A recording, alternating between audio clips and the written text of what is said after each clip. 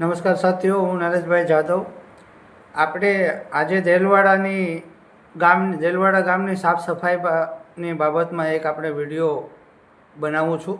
અને એ જે આંગણવાડી જે બનાવેલી છે સિમ્બર રોડ ઉપર, આપણે દેલવાડા મેઇન રોડથી સિમ્બર બાજુ આપણે લેફ્ટ સાઈડમાં જઈએ તો આવી પરિસ્થિતિની ગંભીર પરિસ્થિતિ ગંદકીની અંદર જે આંગણવાડી બે બનાવેલી છે એના હું આજે એક નાનો એવી તમને વાત કરવા જઈ રહ્યો છું કે કઈ રીતે આ લોકો નગરપાલિકા હોય કે ઉના કાળુભાઈ રાઠોડ ધારાસભ્ય હોય કે પછી ત્યાંના દેલવાડાના સ્થાનિક સરપંચ હોય અને લોકો પણ ત્યાંથી રોજના વસવાટ કરવાવાળા રોજના નીકળે છે, છતાં પણ આ વસ્તુનો કોઈ પણ રાજકીય વ્યક્તિ હોય કે પછી કોઈ પણ સામાન્ય વ્યક્તિ હોય, જે ગામડાના લોકો જે રિક્ષાઓમાં જતા આવતા હોય, આ લોકોને પણ એટલી બધી ગંદકી નડતી નથી કે મજા આવે છે ખબર નથી.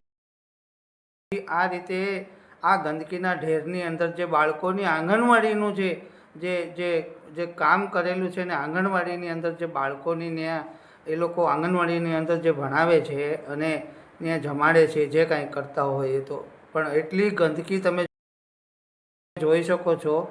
આનો મેં ફોટોસ પાડી અને લોકેશનની સાથે હું આ વિડીયોમાં શેર કરવાનો છું કે એટલીસ્ટ આપણા જે નાના બાળકો હોય છે એની તો તમે સાર સંભાળ રાખો. તમે તો ગંદકીમાં પેદા જ થયા હશો, પણ હું ઉના તાલુકાના કાળુભાઈ રાઠોડ ધારાસભ્યને એક કહેવા માગું છું કે જરાક આ બાજુ પણ ધ્યાન આપો. તમે નગરપાલિકામાં તો ધ્યાન આપતા નથી, તમને નદી નાળા કોઈ વસ્તુ નડતી નથી.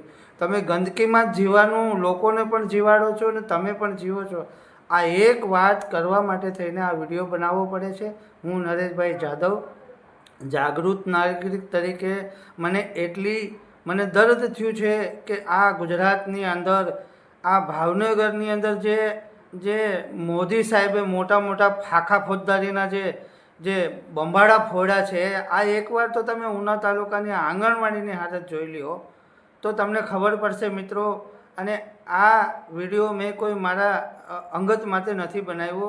થોડી જાગૃતતા લાવો અને કેસી રાઠોડ ધારાસભ્યને હું કહું છું કે તમે આ તમારા ઉના તાલુકાના ગામડાની ગંદકી તમે સાફ ક્યારે કરશો, આ મારે કહેવા માટે થઈને એક વિડીયો કરું છું.